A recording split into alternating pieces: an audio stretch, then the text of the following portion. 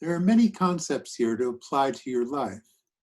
Foremost among them is to see your life in this body-mind as illusory. You should apply these concepts in your daily. This should be the guidepost you carry throughout your day. It is not enough to read it here and to agree with it. If you want to know what is real, you will have to commit to seeing what is unreal in your daily experience. Use all of your spare moments applying the concepts written here. See the illusory aspects of this world. Watch the thoughts. See how they manipulate your attention and seduce you into believing that the unreal is real. See how it all works. Make this your primary mission in life. Take care of your work and family obligations and devote all of your moments in between to contemplation and observation of the truth. There are many spare moments in your life you waste in pursuit of thought. Take those moments to see what is happening. Mostly people go through life sleeping. Do not allow this. When you are awake, be awake. See what the mind is doing. Watch how the mind masters your attention and tricks you into believing that you are this body-mind. Your commitment to this mission is where the rubber meets the road. If you take your spiritual path casually, you will get casual results. But if you take your spiritual journey seriously, the results will reflect this and can bring your spiritual path to fruition. It all boils down to your sincerity. The illusion will not simply give up and surrender itself to the truth. The ego is tenacious, elusive, and sticky as hell. It takes persistence, vigilance, and discrimination to succeed in exposing the ego for what it is. Many a seeker has failed to master the ego. This will be a test of your sincerity and commitment to knowing who you are. Be up to the test. It takes a lot, but you only have to do this once. When you succeed in thoroughly exposing the ego, it will disappear. The process here is to see the unreal as unreal. Once done, the real is what remains.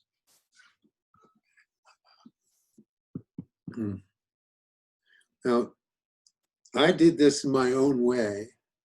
I ended up writing this book, The Night Writings, and that was a lesson in just exposing the ego, just exposing it everywhere, seeing every aspect of the ego, and being brave enough to just go in there, fearless, go in there and see every aspect. And so it was like a mission. And at the time, I wasn't thinking about enlightenment. I was thinking about, well, I'm stuck with this ego. I might as well get to know what I'm stuck with, you see, because I had hoped to avoid that through my spiritual path. Spiritual path, enlightenment, you kill the ego, right? Great, get rid of the sucker. But that hadn't worked, and it'd been like 20 years or so. And so I figured, okay, it's not going to work. So might as well get to know this little monster. And it's actually true what they say. They say it, Ramana says it, when you actually see it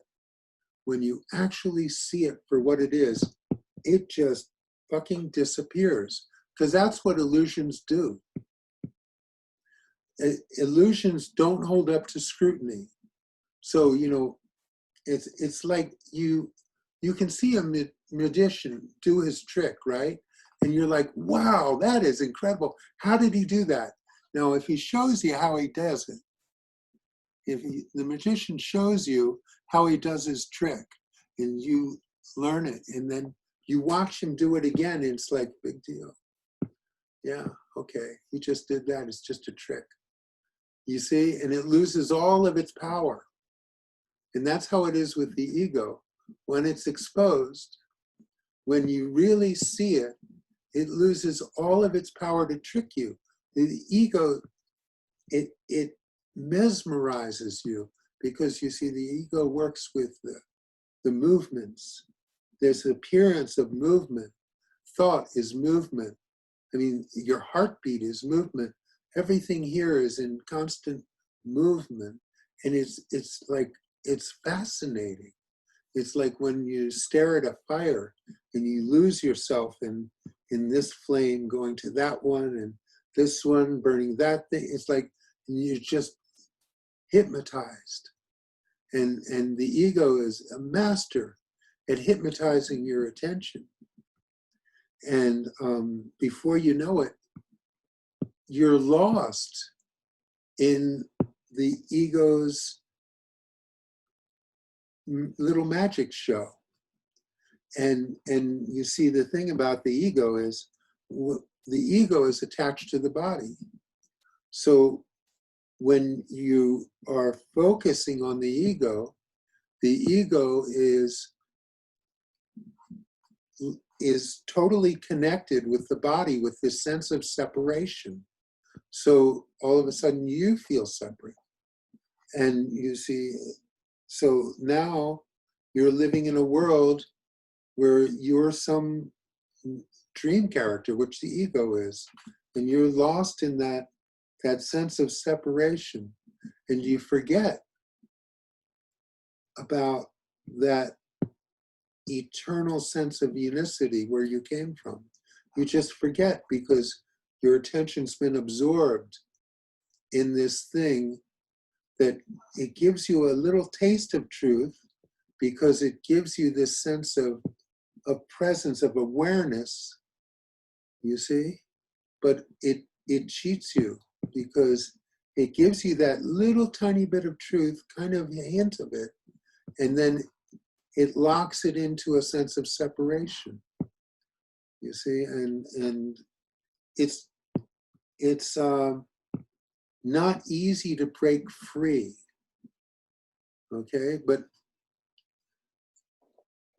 these satsangs and the writings that I'm doing, they're designed to help you break free from the ego's spell, you see, that it has on you.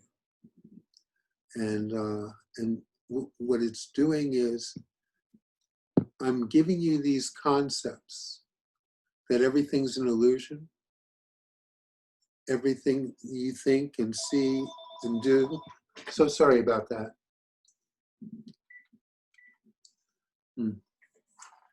Should have fixed that earlier. Everything that you think and do is just it's not real. None of this is real.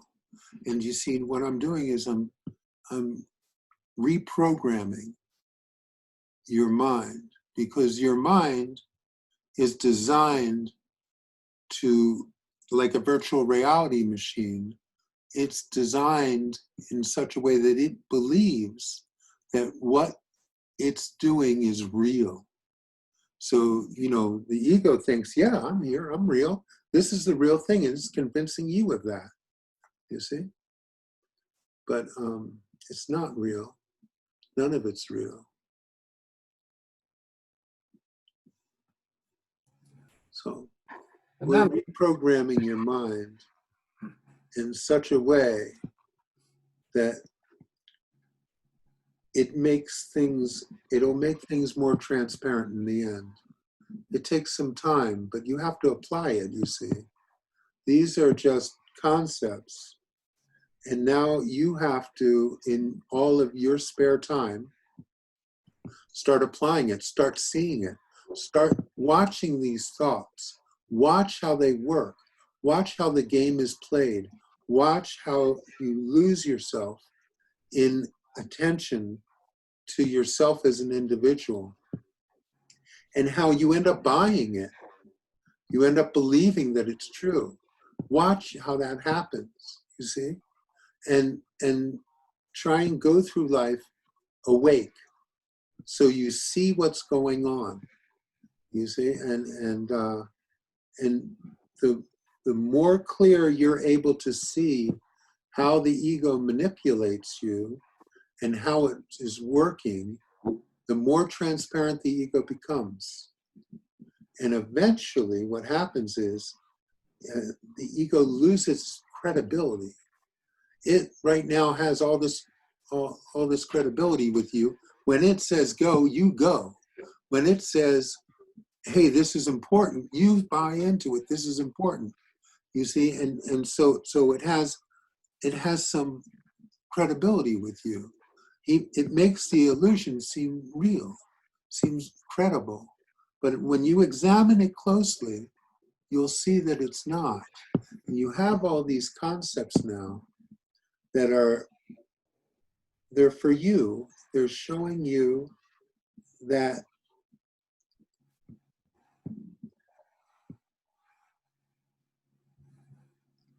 these concepts are great tools to remove the thorn of the ego. Okay? And once that's done, it's done. So just keep working with it. And that's the thing, is you keep working with it. You take your spare moments and you work with this, and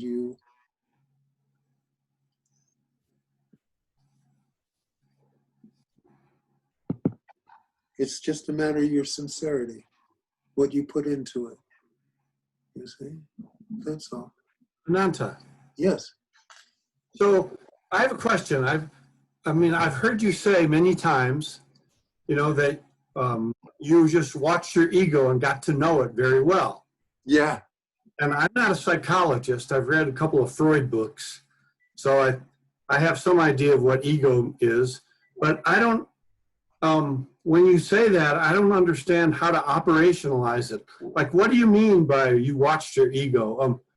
Do you have 2 or 3 examples of, okay, this happened and I noticed this. This happened, I noticed this. So that I have a way to try to carry out watching the ego. Well, here's what I used to do.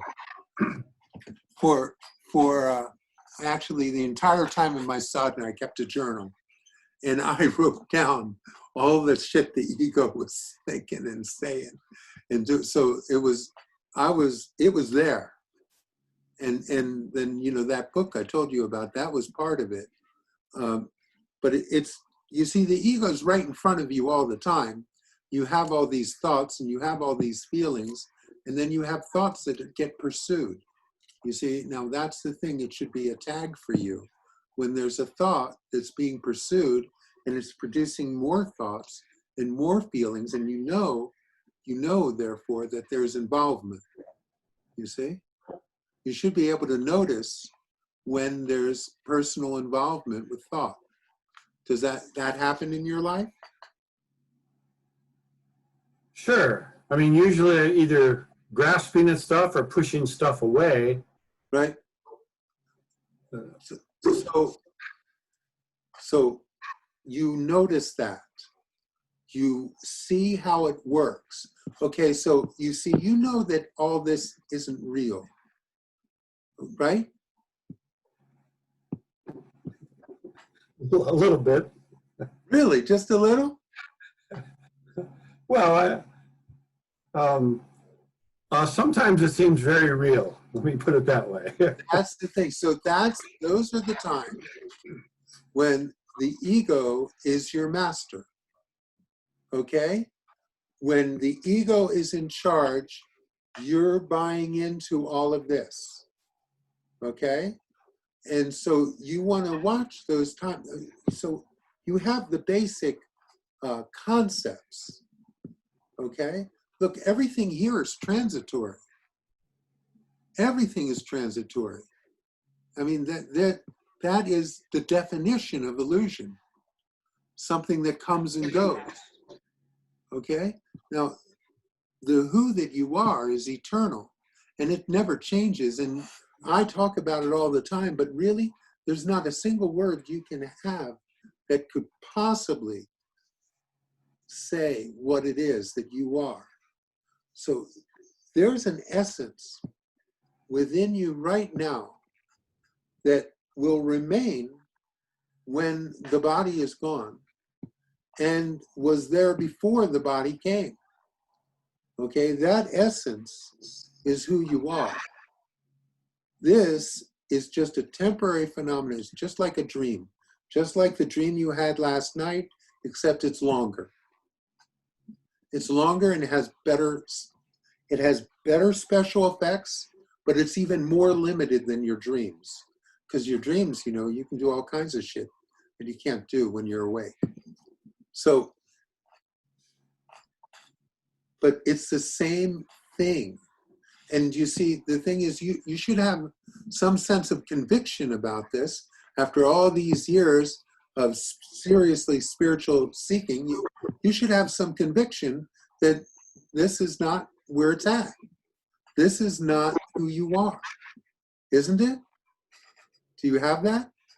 Yes. And intellectually, I have it completely. But operationally, things still seem kind of real. Not all the time, but you know, there's a difference between having sort of a mental understanding and then having a gut feeling that, this is all an illusion. The gut feeling part is tougher to get at, for me. Have you ever had it?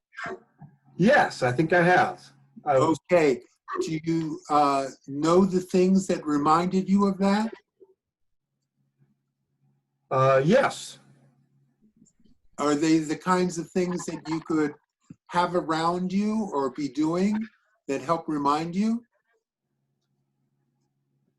Yeah, I think certain types of thoughts, like if I think about, what was it like before I was born, or what is it like to be dead? When I think of stuff like that, I kind of fade into the reality of So here's the thing, okay? That's exactly what it is. So those are the things that you resonate with, that that click you into what's true, okay? And then you remember.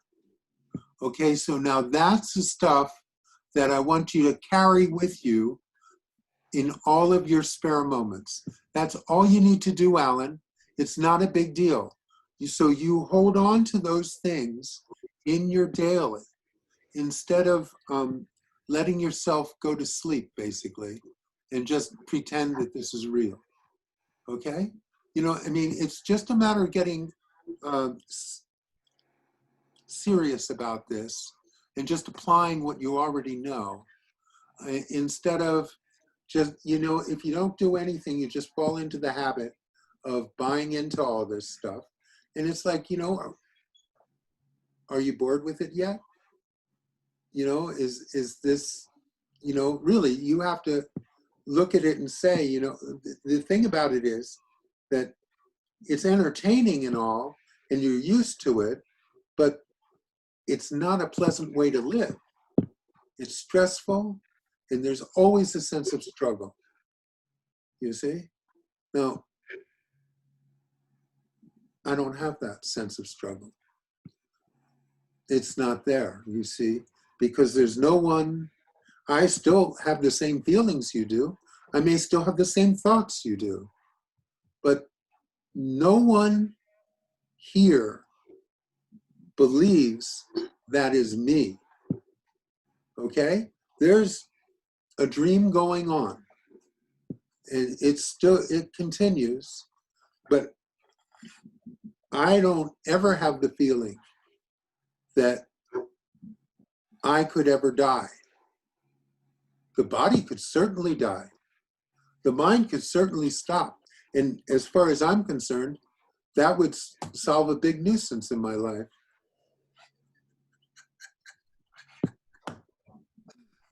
It'll happen soon enough. Okay? You have to look at your situation and decide, is this what you want? I mean, you've been a seeker. How many years have you been a seeker? since college. So you're going for the, what, 40. half a century now? It's approaching that, yes. I mean, really, so you're hitting record numbers here. All Well, you need to do, for you, it's really simple because, slow I am. huh? It just shows how slow I am. I was slow too, all right? But not as slow as you. I believe. You told me this, so I know a little bit of your history. You consciously said, I'm going to do this career. And so, I consciously said, I'm going to India. And, so I don't have the secure life you do now.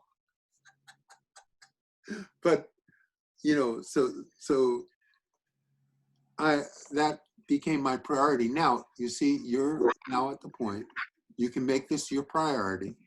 This is it. This is what, you signed up for this a long time ago, and you kind of put it off because you knew there was some other things you needed to finish. Okay, done. Now, this can be your priority. And it's really simple once you apply yourself. Okay, so Nisargadatta met his guru, and his guru said, you are the supreme self, the supreme oneness, and all of this, everything in this world is not real. So now Nisargadatta, he came home, he had a family, he had all these beaties factories, he successful businessman. And he realized he didn't need all those beaties factories. He could have one big one, and that would take care of him and his family. So he cut down his obligations for work. And in all of his spare moments, he just thought about what his guru told him, and he started applying that to everything he saw. So he took care of his family life, he took care of his business, but in all of his spare moments, he just applied this. Within 3 years,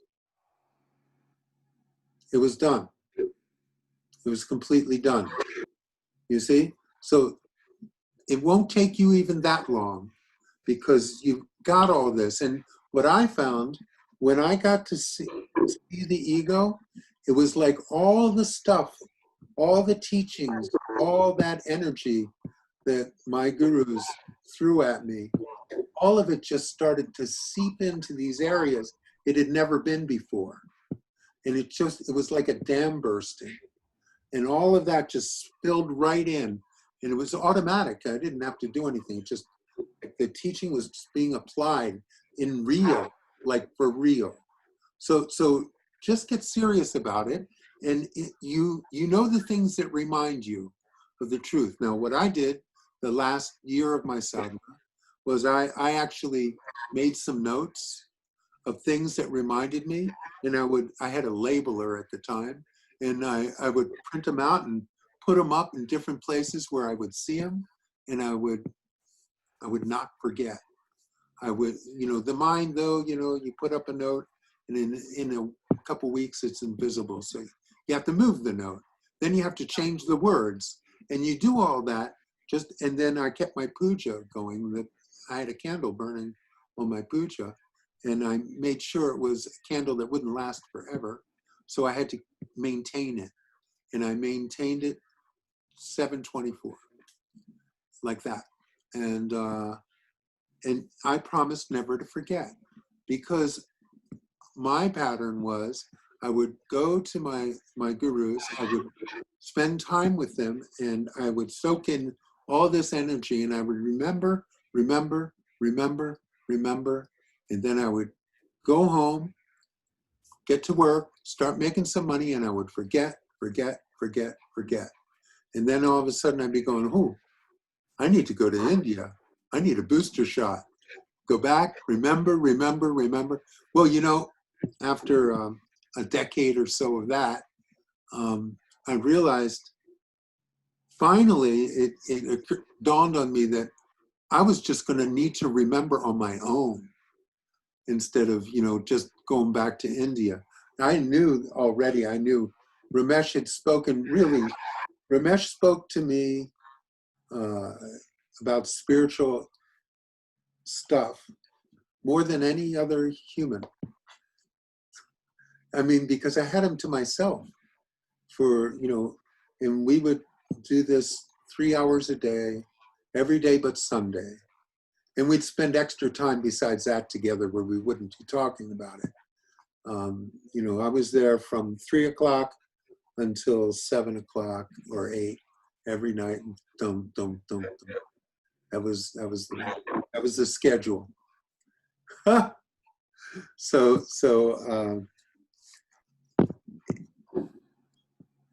He put all that energy into me, and it's like, I knew it wouldn't matter if I heard more words from him. I already heard all the words I needed to hear. There wasn't really anything new he was going to tell me, so it became a matter of just applying it. So that's all. That's all this is now. It's time to apply it.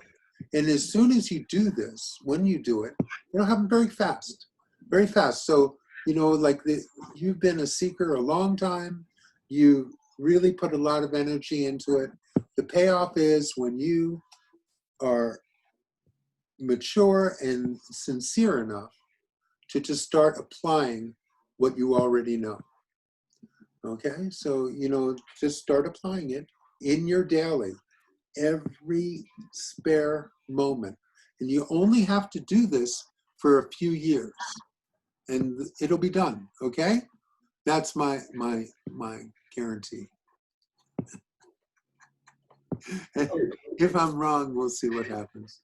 But still, you just apply this. And this is for everyone. You just apply this.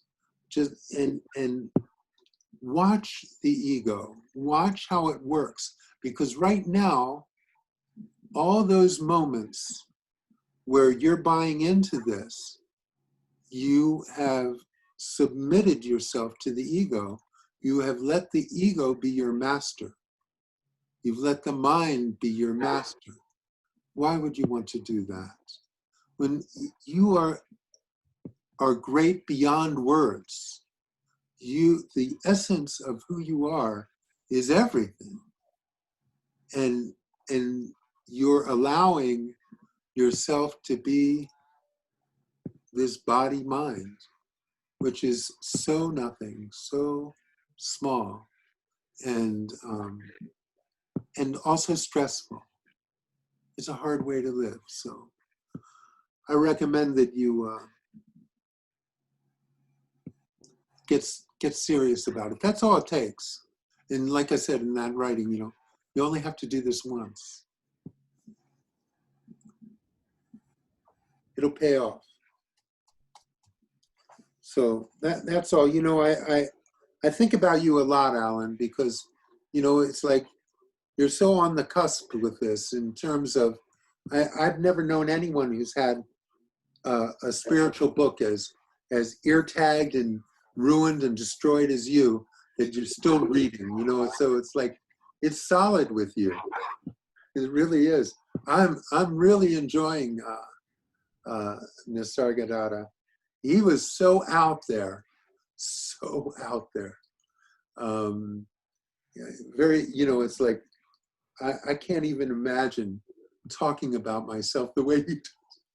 He's just like, so, but it's a great way of teaching it. It really is. He was a very effective teacher in that way. So I think you already have everything you need, and it's just time to apply it, and you have to apply it every spare moment. And you only have to do that for a few years.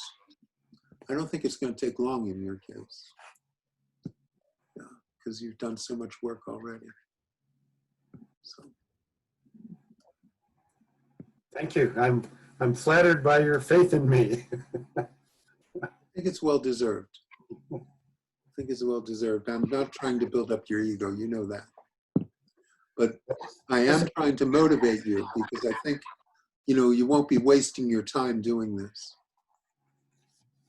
The last thing I need is an ego that's built up. Huh? But I think you already have that. Guilty as charged. What's that? Guilty as charged. That's how it works. Mm.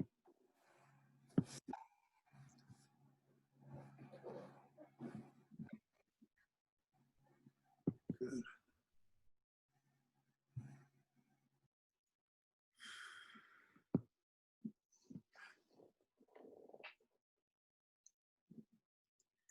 Let's see if I can find it. I have this, there was this part that of I Am That. I was reading David Godman, and he wrote a little thing about his time with Nisargadatta, and it's really good. But he did say, he said there was the beginning of this one chapter that he always reads when he wants to remember, and so I didn't know where my copy was. I think it's long gone. And Pam was nice enough to send me the beginning of chapter 23. This is how bold he is. He's right out there. I love it. I'm going to read this. Discrimination leads to detachment. Maharaj, you are all drenched, for it is raining hard. In my world, it is always fine weather. There is no night, there is no day, no heat or cold. No worries beset me there, no regrets. My mind is free of thoughts, for there are no desires to slave for. Questioner, are there two worlds? Maharaj, your world is transient, changeful. My world is perfect, changeless. You can tell me what you like about your world. I shall listen carefully, even with interest. Yet not for a moment shall I forget that your world is not, that you are dreaming. Questioner, what distinguishes your world from mine? Maharaj, my world has no characteristics by which it can be identified. You can say nothing about it. I am my world. My world is myself. It is complete and perfect. Every impression is erased. Every experience rejected. I need nothing, not even myself. For myself, I cannot lose. Questioner, not even God? Maharaj, all these things and distinctions exist in your world. In mine, there is nothing of the kind. My world is single and very simple. Questioner, nothing happens there? Maharaj, whatever happens in your world, only there it has validity and evokes response. In my world, nothing happens. Questioner, the very fact that you're experiencing your world implies duality inherent in all experience. Maharaj, verbally, yes, but your words do not reach me. Mine is a nonverbal world. In your world, the unspoken has no existence. In mine, the words and their contents have no being. In your world, nothing stays. In mine, nothing changes. My world is real. Your world is made of dreams. So it goes on, but that's all I'm going to read. You see how bold that is? And it's so close to putting a world, something that can't be put into words, still put into words. It's very good. I like it a lot. So you see those kind of things, if they remind you, that's what you stick with. So you have something like that that reminds you of your true home, and you keep that with you. So everyone should apply this now. Apply it, okay? There's a pandemic. A lot of people are going to die. You might be one of them. Do this before. Do this now. Have a sense of urgency. It's time. It's time to apply what you know. And you know, it's like, are you going to get serious about this? It's time. So I'm recommending that everyone do what they can to put that seriousness into their sadhana, into the spiritual practice. Now's a good time for that. Anytime's a good time for that, but I'm suggesting now. Hello, Yes? it's me again. Hi, Tracy. I've been getting really good at witnessing everybody else's ego. Yeah. Yeah, like on Netflix, watching movies, analyzing, witnessing, my friends, my husband. Man, I'm an expert on everybody else's ego. What do you think of that? Is that over application? Well, it's seeing the dream as a dream, yes, to that extent. But really, once you know your own ego, everyone else's ego will be known automatically. And if you just see other people's egos and you're not looking at your own, you're still going to have some trouble. You see? So then it just becomes the ego looking at other egos. So I would take that focus and aim it right at yourself. You see? And see the ego watching the other egos. And just stay with whatever's going on with you. He disappeared. Must be somewhere.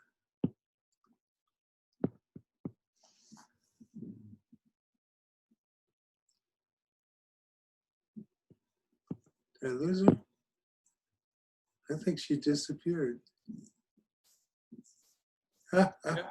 She disconnected somehow. Yeah. I guess it was too intense for her. That's funny. Well, it happens. She'll be back. Yeah, I know. It must be someone else's turn. Dan's here, so that's good. He can't Can get I up and go? go very well. Hello? Yeah, you can go. Can I go? Can I go? This is Vimala. I know. I know. It's interesting that a saying of Swamiji went by a couple of days ago where he said, "This is not our planet. We are here to know our true selves, or to learn our true selves."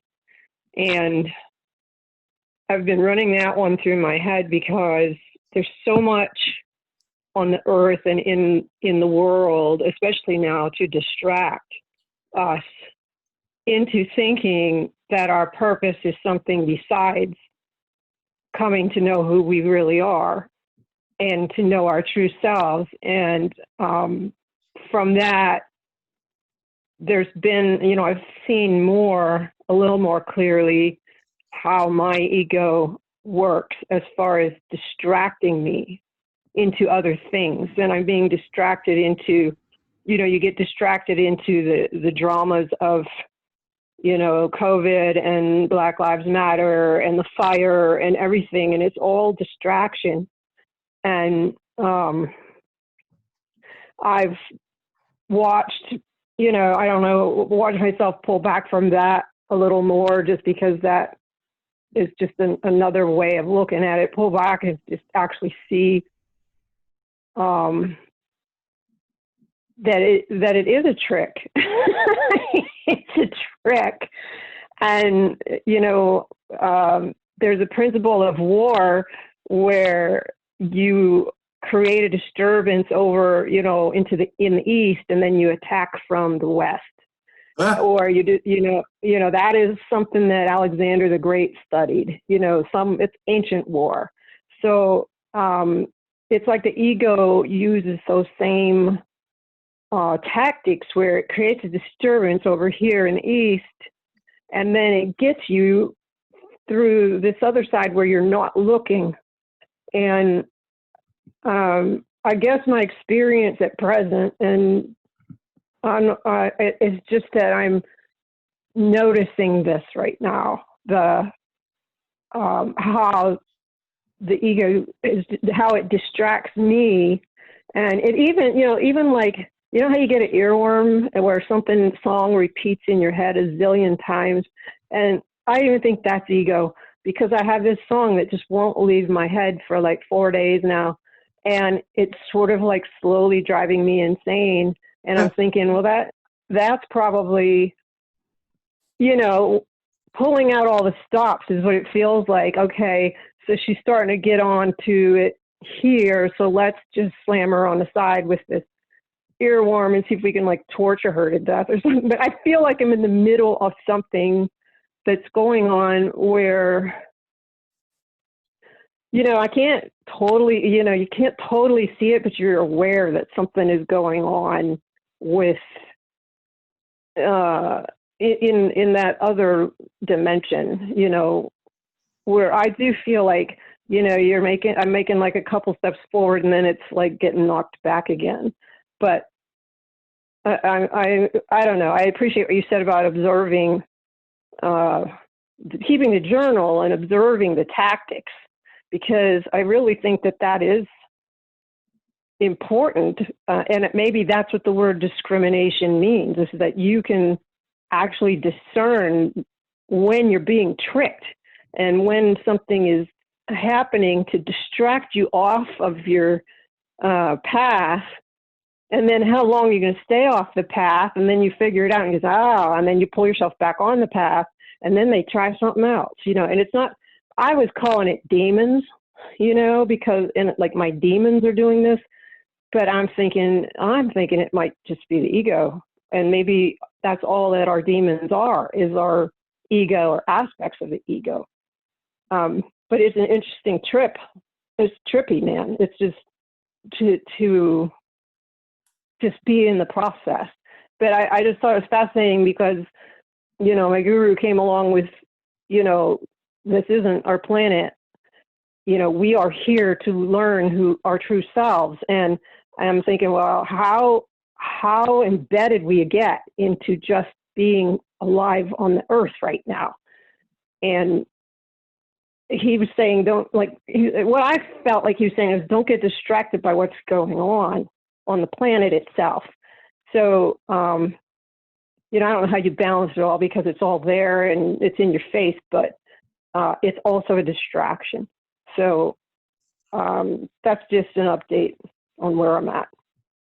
Well, Vimala, my instructions are to simply witness what the ego is doing. Watch it. Don't allow yourself to fall into traps without knowing that you're falling into traps. If the ego is tricking you, know that that's what it's doing and that you're being tricked. Watch exactly what is going on. Just follow it. No, look, the idea is not to stop the ego from doing it, because only the ego would do such a thing. Okay? So you just watch what's going on and see what's going on. Go through the whole process being awake. Okay? Where you get into trouble is when you fall asleep and you're operating as if you are the ego. You're operating as if everything the ego is doing is what you're doing, and everything the ego is making you feel are your feelings, and everything you're thinking are your thoughts. You see? Okay. That's Okay. where you get lost, and your identity gets lost and confined within this body mind. Okay? And that's, you don't want to allow the ego to take over so you forget who you are, you see? So you just remember who you are. When you're solid about who you are, then the ego will not have the power that it does today. And you see, so you're allowing the ego to convince you that it's you, and convince you that it has the power to make you feel this, to make you think that, to make your day shit, or to make your day good. And and then it's like you lose yourself and you forget. And basically then you're just dreaming. You're just dreaming your life away. You're sleeping.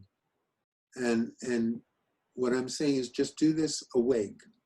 Okay? If the ego is putting all this energy out, tricking you and deceiving you and going through back doors and distracting you, watch it do its trick. Watch it do its trick. You know, magicians, it only works if you don't know their tricks. If you learn the ego's tricks, then the magician loses its power, and the ego is the magician. Okay? So just watch it carefully. Watch what it does, which sounds like you're doing that. Watch what it does and just keep distance. Do not try and fix it. Do not try and make it better. Just watch it and stay in that watching mode instead of the participation mode where the ego's thoughts are your thoughts and the ego's feelings are your feelings, and then all of a sudden you're having a bad day, or you're having difficulty, or you don't like what's going on. You need to do something about it, because that's, of course, just more ego, you see. So be aware and stay aware. That's all. And you know, and when you do fall asleep, when you forget who you are, all you need to do is remember again. Okay? You don't need to do anything else. Because you'll forget, because it's not a strong habit. It goes on. Right. But if you get good at remembering, you won't forget for any length of time. So you keep things around you that remind you. You keep your gurus around you. You keep whatever things inspire you and really remind you of who you are. So your forgetfulness is short. It's short. And eventually you forget for such a short period of time, you don't even remember that you forgot. You don't even notice it. It's automatic, you see. And then it does, you see, the ego, it's like this. The mind is like this. The mind thrives on your attention. It's like water to a plant. Without water, that plant is going to wither and die. Okay? Without attention, that ego is going to wither and die. But as long as you give it full attention, it thrives and it becomes big and strong. And eventually you can't even deal with it. It's so big and strong. So Ramesh used to say, you treat the ego like an unwelcome guest. And Ramesh was a very polite, he was Indian, but he had an English sensibility to him because he was raised in English India. And so his way of being polite was like, okay, you have an unwelcome guest, they come into the house, and you just don't engage them in conversation. You sit around and talk to you, you give them maybe one-word answers, and maybe, you know, they're there and you go to your desk and start paying your bills or something. You don't pay them any mind. Eventually, that unwelcome guest, you know, they're not getting fed, and eventually they leave. And maybe Mhm. they come back the next day. And, you know, if this continues, maybe they'll come back the next week. But they're going to slow down because they're not getting fed. So it's Mhm. like that you just don't feed it. And you see, when you get involved with your thoughts, you're feeding your thoughts and you're making them bigger. And so, like, you know how it works. You have one thought and then you get involved with it, and that creates a bunch of other thoughts. And then you get further involved with it, and then those other thoughts create a bunch of feelings. And then you start feeling all this stuff. Then you start reacting to whatever you're feeling. And you see, it's like a whole world you've created for the ego is having a holiday with you. Mhm. You see, it's like the ego is just feasting on your attention and loving it, loving every minute of it. And you're giving it all this power, which is a joke, really, because, you know, the ego's an illusion. It has no power at all, but it's taking all of your attention and you're giving it. Mhm. See? And then you're getting involved with it. And then you're identifying with it. And you're thinking that what you're thinking and what you're feeling is what you're thinking and what you're feeling. You see, it's just the mind that's thinking that. And that's not who you are. The mind is thinking this. The mind is causing these feelings. Those things have nothing to do with you. You're confused and you're misidentified. You're identified with something that is not who you are. And you already know who you are. You've had the experience, you see. You've had glimpses of what it is. So Mhm. don't be deceived. Don't be deceived. It's just a tricky little mind. And it's got all kinds of tricks, and like I said, it's sticky as hell. And you know, it's not easy to break free. If it was easy to break free, a lot of people would have done it. And this illusion would be crap. You know, this is a good quality illusion. And these body minds are good quality virtual reality machines. And they're very, very good at convincing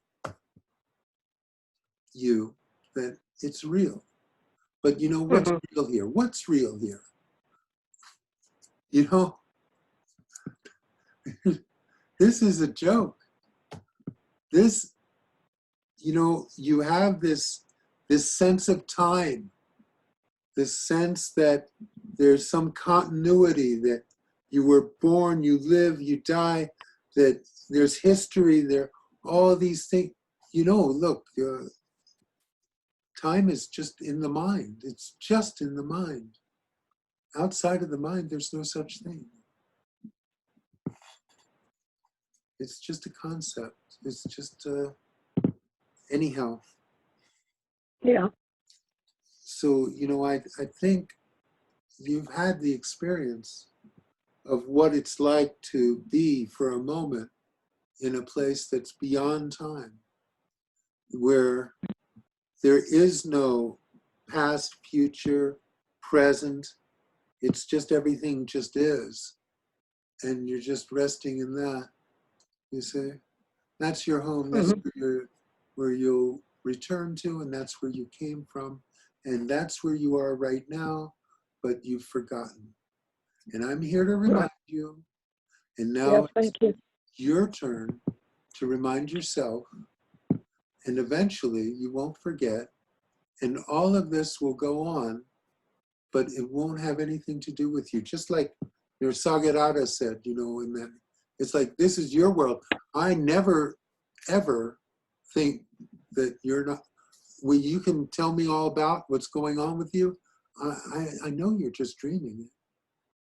I know, you know, I never think that this is real, any of it. So he's totally, you see, you still live as if everything were real. You're doing your life, whatever it is, but you're not doing it. It's just going on. It's just going on, just like the TV could be going on right now. And there could be a show on TV. Now, I might even watch the show and be laughing or crying or whatever the show is. But it's a show. It's not you. It's just a show. And so that's what's going on. The ego is putting on a show for you. You're its big audience. And as long as you're paying, it'll keep playing for you. And it'll keep playing even without you. But the ego won't have any energy in it. It'll be there, but it won't be like it is now. It'll just be dormant. I think that's the word. Anyway. Thank you. Yeah, sure. Thank you, Vimala. I appreciate your question. Thank you.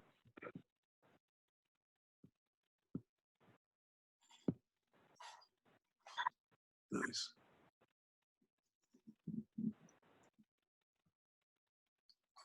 So Ananta, Yes. so I want you to please speak about discernment regarding the ego, because negative thoughts, they're easier to watch, those negative thoughts and the negative feelings, because of course, I don't like them very much. It's easy to say, aha, I see you. Aha, I observe you.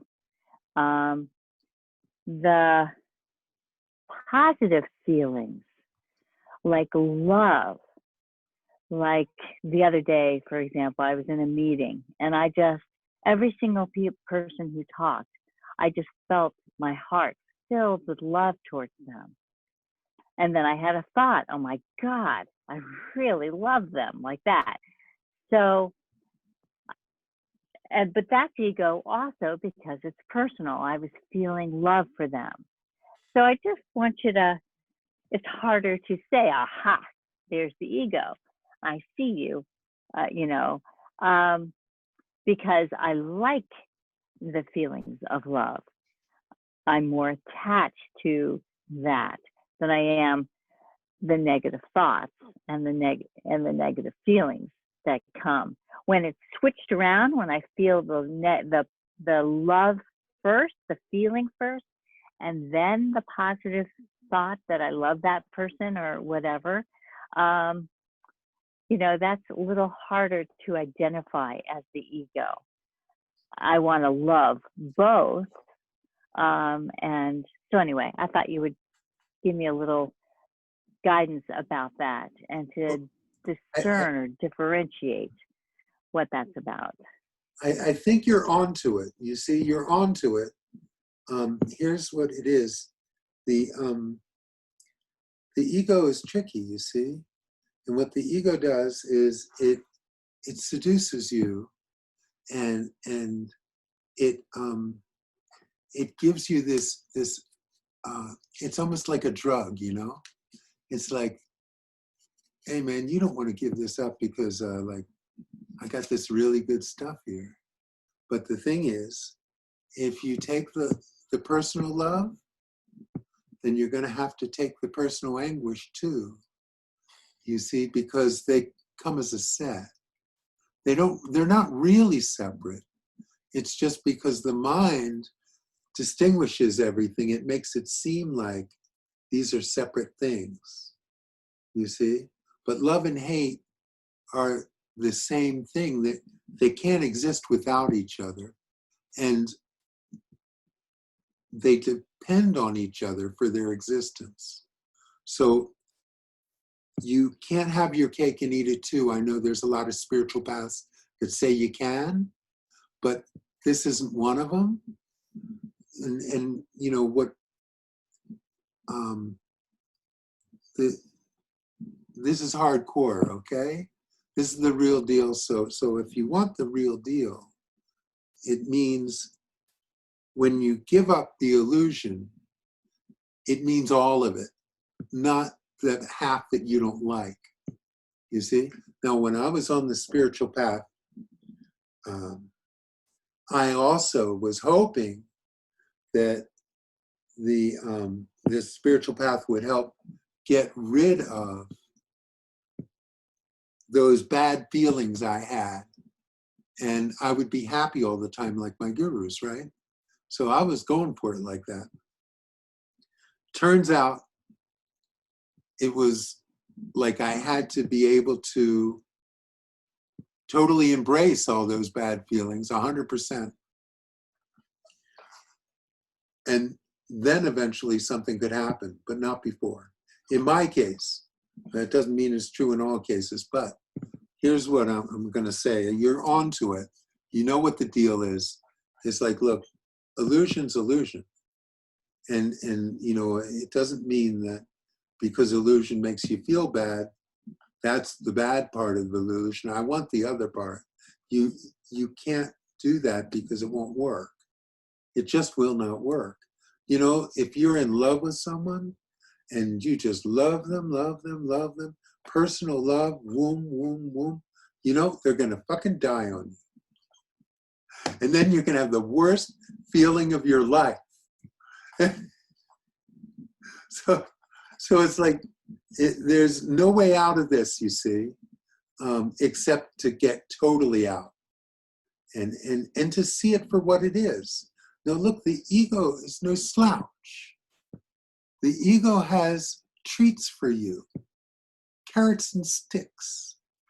And so the ego says, ooh, you don't want to give this is good stuff. I got this for you. Enjoy. And you go, yeah, I love this part. I love this part of the dream. This is my favorite part. But you see, the next night might be a nightmare. And you're not going to love it. And that's the way it works, you see. And you can watch your life and see that that's true. That's the way it works. So it's a matter of, do you want to live in reality? Do you want to live in that place that is eternal? If you do, then you're going to have to make that your friend. That eternal place that is always there. And in order to do that, you're going to have to see the unreal as unreal. And when you clearly see all of this as unreal, then you'll be able to see through it. The emperor will have no clothes, and the real will be what's left. Okay? So just, you're onto it though. You see, you're onto it just because you notice this. So the discernment is already there, and you just have to have the balls to apply it.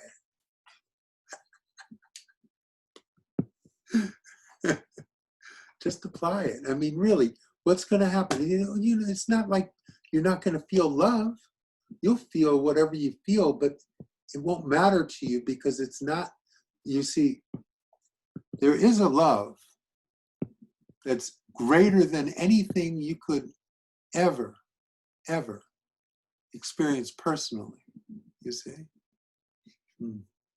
And then it wouldn't matter if you were in anger or hating something or in love and enjoying something, you would be loving it all the same. And then you would have something. You would have something that's steady, that's reliable, and that's universal. And people will feel that.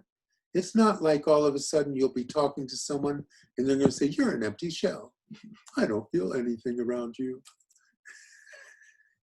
That's what they're going to feel. That's what when I was with my gurus, because I experienced everything personally, I thought they were personally happy all the time.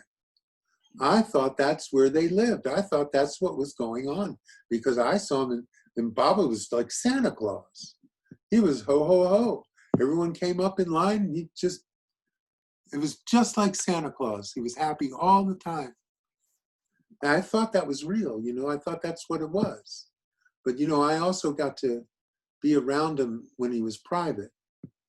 And I saw it didn't always look like that. And Baba had moods too. And so you see, I got to know him intimately enough to see that there was more to it. And because I could only relate to everything personally, I saw things in a personal way, even when they weren't. But I felt things that told me there was something deeper there, you see? So I could feel that love, and that unconditional love. I could feel it. And I never felt anything like that before. So I knew it was deeper than any other love that I felt on a personal level. But I felt it on a personal level, but it went deeper. It went deeper than I even knew, you see? So that was my guidepost. I had that as a guidepost. It showed me the way, and I just followed that. So I could discriminate because I knew the difference, the feeling difference between unconditional love and personal love. I could feel what the difference was. So that's what gave me the discrimination I needed. Because when it was off, when my personal love is always conditional. When it was personal, I could feel that it was off. I could feel it. And when it was clean, when it was unconditional, I could feel that too. And so I knew when it went off, and I knew when it was clean, you see? And eventually it all cleared out, you see? And then there was actually, when it all cleared out, the whole process was over anyway. And I didn't even notice anything anymore, really, because there was no one there to notice it personally.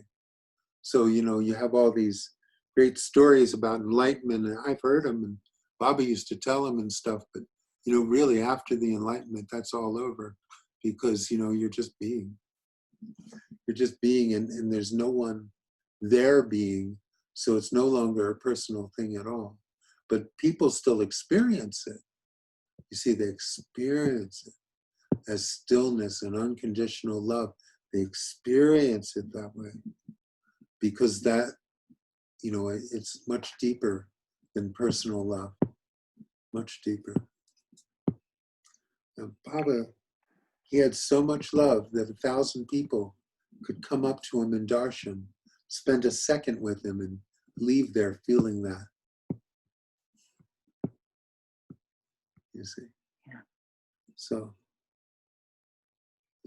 it'll only enhance whatever you're doing. Don't worry about it. But keep on, go on. So, I'm reading, I'm listening to a lot of I forgot his first name all of a sudden, Godman. Yeah. What's his first name? David.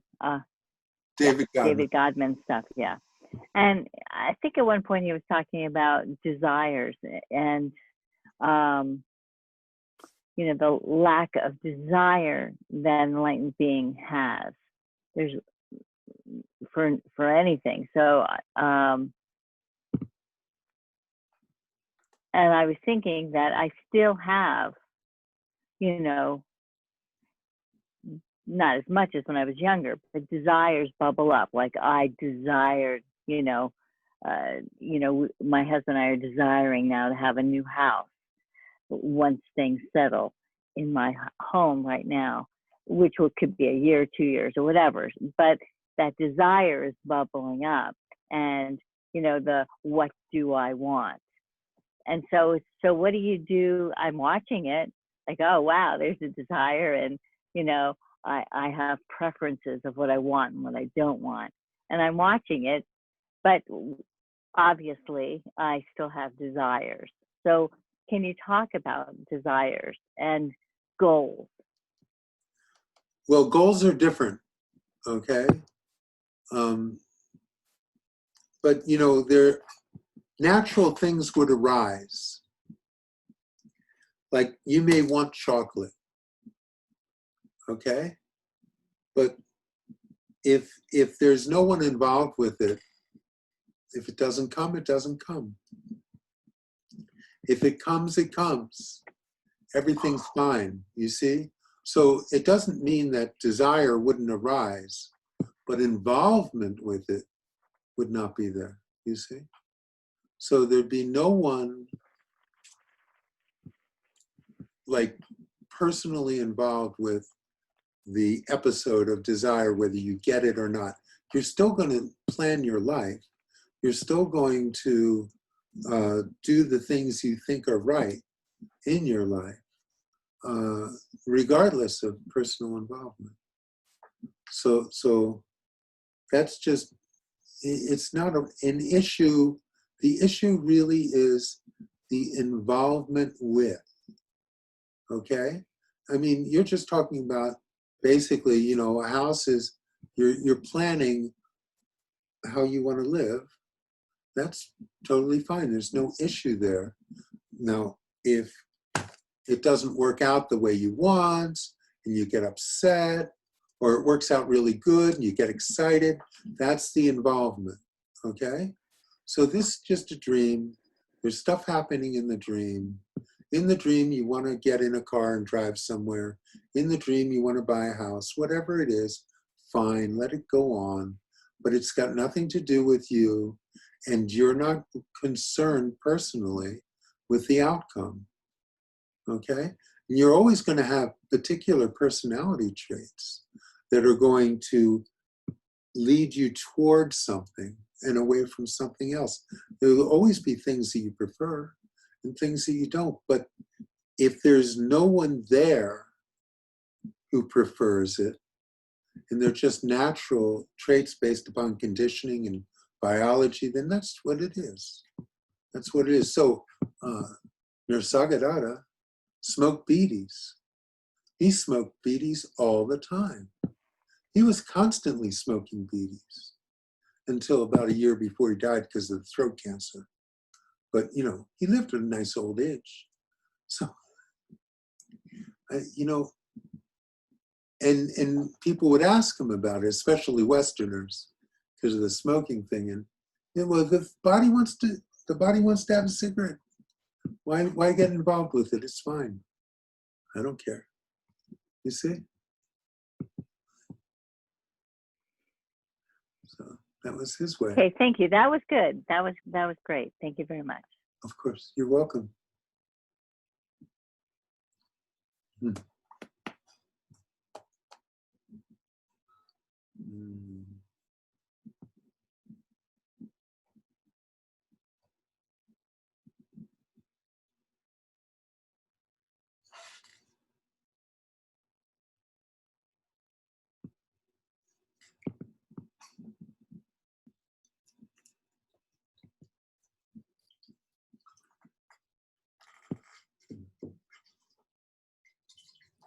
A little.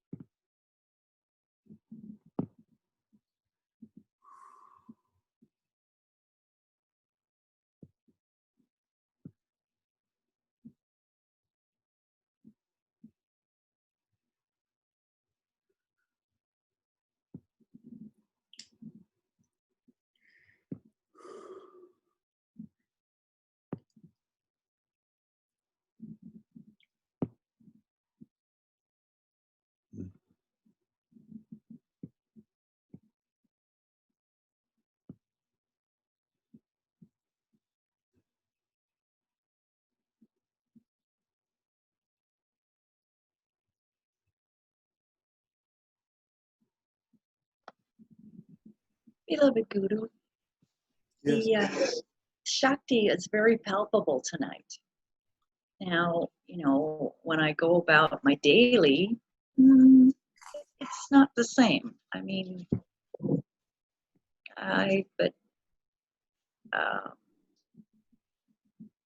so That's one of the reasons people come to satsang, because it is an opportunity. Satsang is the company of the truth. So you're with that. Now, I'm always with you. And here's the thing, you see. So you have a nice photo of me, and I'm there. You can look at it and you can feel this. You can feel it, right? yes. Yeah, so that's all you need to do. When you're feeling like that, kind of like it's not there for you, you just go to wherever your puja or wherever my picture is, and you just go and you sit with that. And I'll be right there with you. I'm with you right now, and I'm always with you, okay? But your awareness of it comes and goes. That's all it is. So if you do things that bring your awareness back to it, you'll find me there, because I'm always there, okay? So that's no problem, Steffi. Just do that, and you also have my phone number, and you have my email, and you can always contact me. Thank you. Okay, and really, you can, and you know that. So the when you're feeling like it's not present for you, you can do several things to make it more present. And if it's really stuck, you can call me. We'll talk about it. And then I'll be right with you and you'll remember. Okay? It's just a matter of that, of remembering. It's easy to forget because it's a habit, you see. It's a habit to forget. It's a new thing. But it would be easy for you because your connection's right from the heart anyway. These concepts aren't for you so much. It's the heart. You can feel it. You can feel what it is. So it's easy for you. I always think that's the easiest path, is the bhakti path. So fine. Just go to the pictures. You have all kinds of pictures in your house. All kinds of great enlightened beings. You have Baba there. You have all kinds. So just go to them, and you can always come to me, and I'm always there. So remind yourself that I'm always there. It goes for everyone. We're all the same. How could I not be there?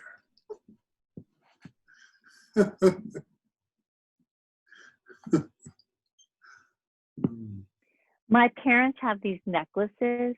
Yes. They live in an assisted semi-independent living situation, and they press the button when they need something. Yeah. So I was wondering if you could give us all one of those necklaces, and when our ego takes over, we just press the button and you say, remember, remember. I should get a little thing that says that when you press the button.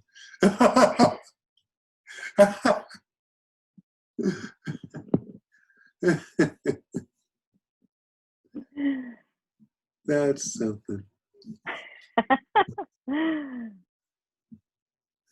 It's either that or help I've fallen and I can't get up, right? Well, I hope that's not going to happen. For free falling. Free falling, yes, indeed. Huh? Hi, Aaron.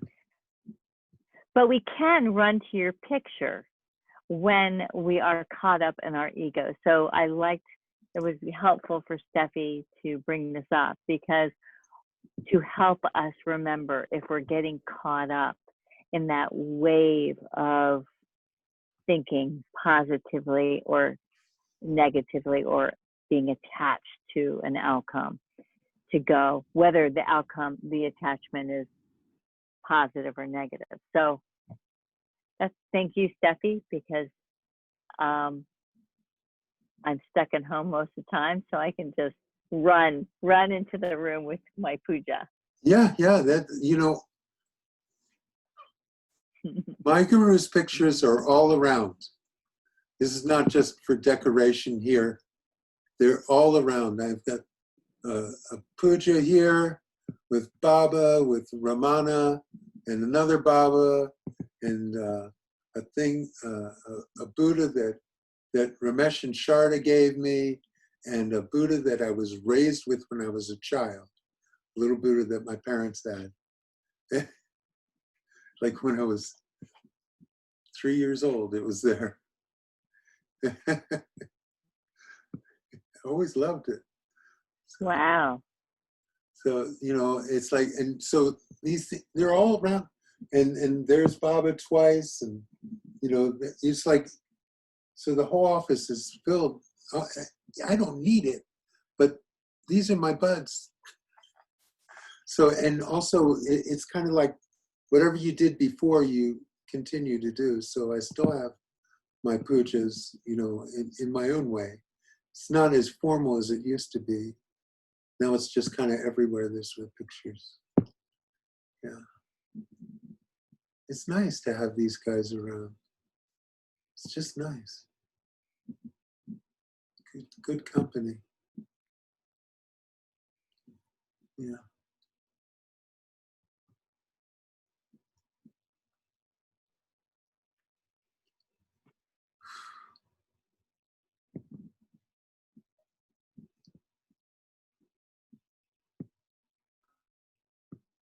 Nice to have you around. Yes. Good to have you around. What's that? It's good to have you around. Oh, sweet. My computer had technical difficulties. Yeah. Threw me off. That ego question blew out the fuse. Oh, look, they're both there. Oh, that's so sweet. Said, take that, Tracy. Don't ask stupid questions. Oh, no, please. It keeps it going. It's just, and I know you, look, I feel mostly you're just asking questions to get me to talk. And that's totally fine because it gets me to talk. And Actually, it's the truth. I have been watching Netflix, and some of these period pieces, the kings and queens, the egos are peddling. They wore their egos proudly back in the past. So I'm actually wondering. I've been watching Trump, and I think that still goes on. But I'm actually wondering how have we as humans evolved? Because we keep waiting for the Enlightenment era, and I go, whoa, it's been about 500 years in waiting. It's different areas, different times will be more like this, but it changes, you see. And the illusion, if everyone's onto it, it'll just fall apart. Okay? So the illusion will sustain itself. And it'll find enough suckers. Well, the new date is 2025, and then it's all going to end. So, we get 5 more years to practice. 2025, and then what's going to happen? Who knows? They always come up with this harmonic convergence. I remember the year 2000, and that was going to be like the end of the world, and people were, stocking up on food and toilet paper, especially in Hawaii. Karen's smiling. She might know the 2025 story. I just tried to let it go. I don't figure know. that's so far away right now. 5 years seems like forever. Yeah. I mean, really, the year for me could be 2020. I know, it sort of seems like it's all ending right now. So Yeah. It's but I don't know about you, but I've been anticipating the apocalypse since the 1960s.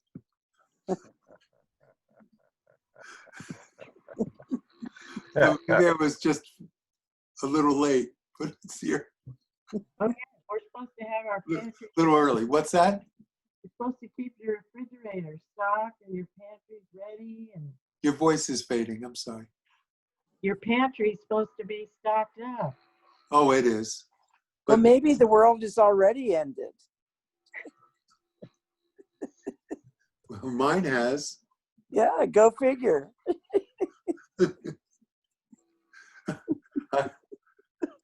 I'm going to take on like Maharaj Nisargadatta.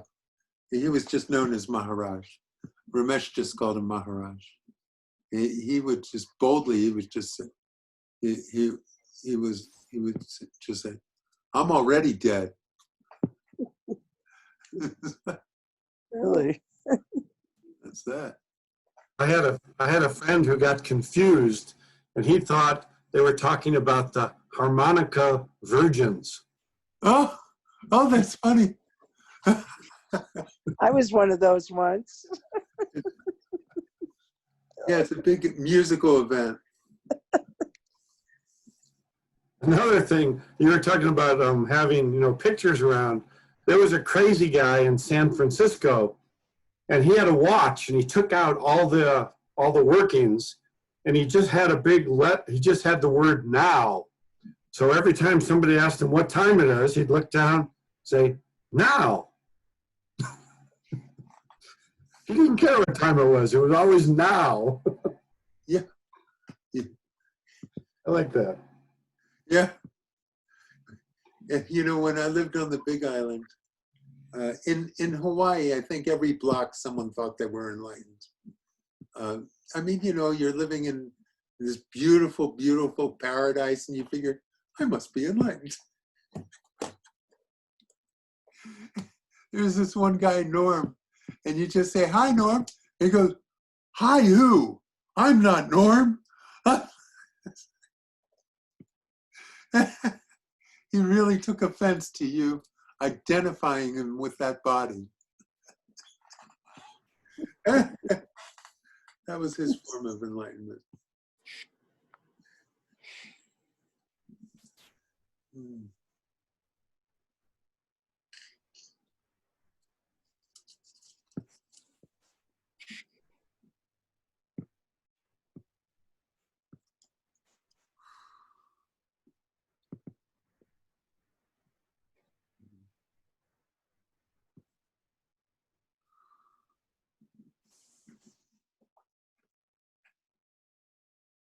Mm.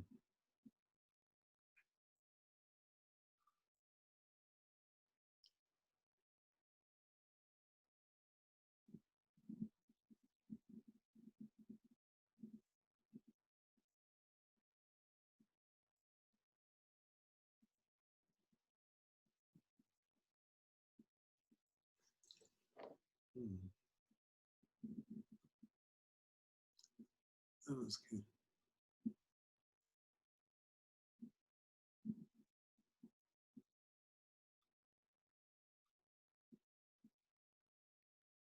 Mm.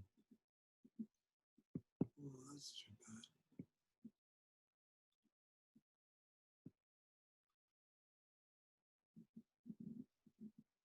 What do you think happened?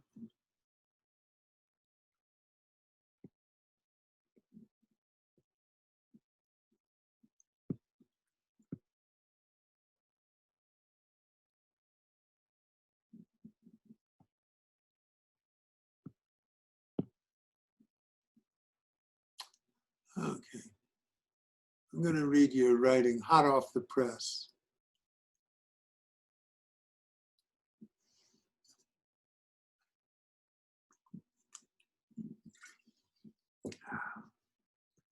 Covered some of this. These writings are designed to convince a virtual reality machine that it is not real. As you might imagine, a virtual reality machine has limited resources and is incapable of knowing true reality. However, virtual reality machines are programmed to believe that they are in reality.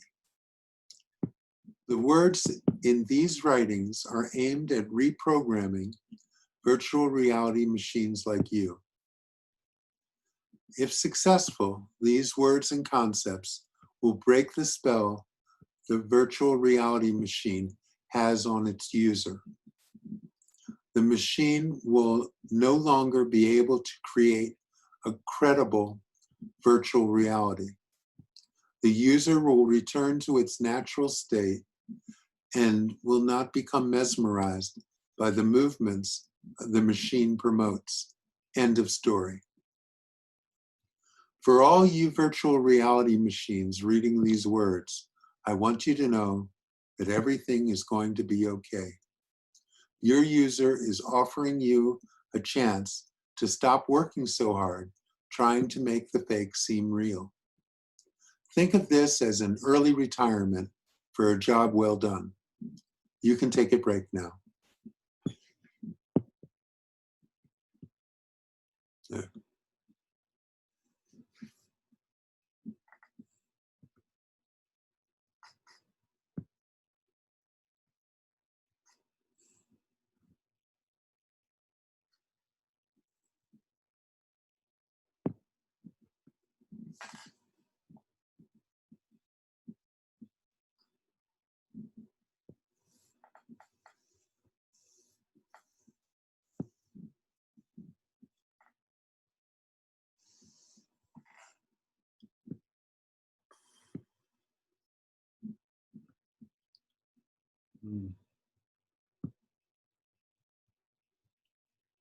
Good then.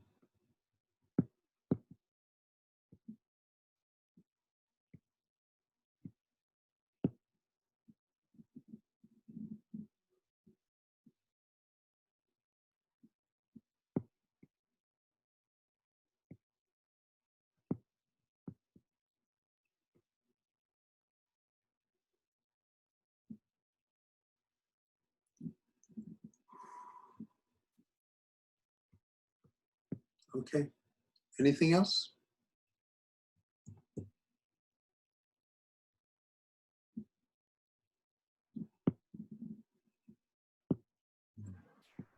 I think Oliver should say something. Yeah, okay.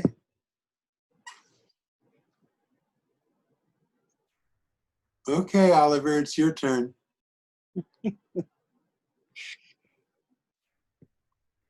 I guess I first need to figure out how to unmute things. Pam, put me on the spot when I'm.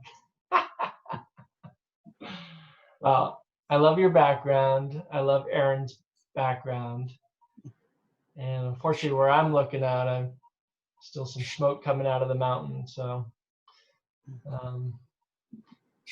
don't know how spiritual that is, but for me, I miss nature because that's where I connect a lot to that oneness. That's my primary practice, actually, is being out in nature, and it's the easiest place for me to be in that oneness. So that's my. It's not a question. I don't have any questions, as usual. Actually, I need a bigger picture of Ananta too. I have like three smallish pictures, and I think I need a bigger one too. So. Oh, you mean an actual physical picture? Yeah. Mm-hmm. I mean, I have like 3 around the house and 1 or 2 at my puja, but Can you print photos on your computer? I can't, but I could probably just send it to Walgreens or something. Or. Oh, that's true. Well, I'll send you one. You can make it as big as you like. That'd be great. Yeah, I have an old one of you that I used on some flyers, but yeah, if you have another one, I like the one that Mark and Steffi have. I don't know if I have that one. I might. I'll send you what I have. Great. Thanks, Pam.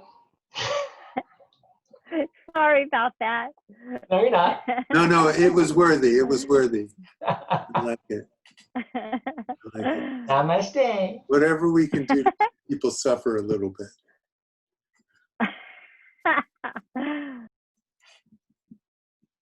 Okay then.